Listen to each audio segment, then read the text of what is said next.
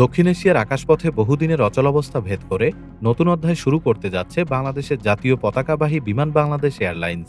ঢাকা করাচি রুটের সপ্তাহে 3টি ফ্লাইট চালুর প্রস্তুতি নেওয়া হয়েছে।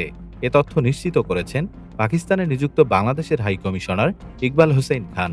সরাসরি রুট পুনরায় চালু হলে দুই দেশের বাণিজ্য ও যাত্রী চলাচলে বড় পরিবর্তন আসবে বলে প্রত্যাশা করছেন কূটনীতিকরা। বাণিজ্যিক যোগাযোগ দীর্ঘদিন ধরে সীমিত ছিল, বিশেষ করে পাকিস্তানের খেজুর সহ কৃষিপণ্য মধ্যপ্রাচ্য ঘুরে বাংলাদেশে পৌঁছাতে হওয়ায় খরচ বেড়ে যেত, ক্ষতিগ্রস্ত হতেন উৎপাদকরা। নতুন রুট চালু হলে কৃষক ও ব্যবসায়ীরা সরাসরি লাভবান হবেন বলে জানান হাইকমিশনার। সবচেয়ে গুরুত্বপূর্ণ দিক হল ঢাকা করাচি রুট পরিচালনায় বিমান বাংলাদেশ ভারতের আকাশসীমা ব্যবহার করবে। তিনি বলেন, ভারতীয় উড়োজাহাজ যেমন বাংলাদেশের আকাশসীমা ব্যবহার করে, তেমনি বিমানও ভারতের আকাশপথ ব্যবহার করে করাচি যাবে। তবে পাকিস্তানি বিমান সংস্থার পক্ষে এখনও ঢাকা রুটে ফ্লাইট চালুর সম্ভাবনা কম, কারণ ভারতের নিষেধাজ্ঞা তাদের ওপর বহাল রয়েছে।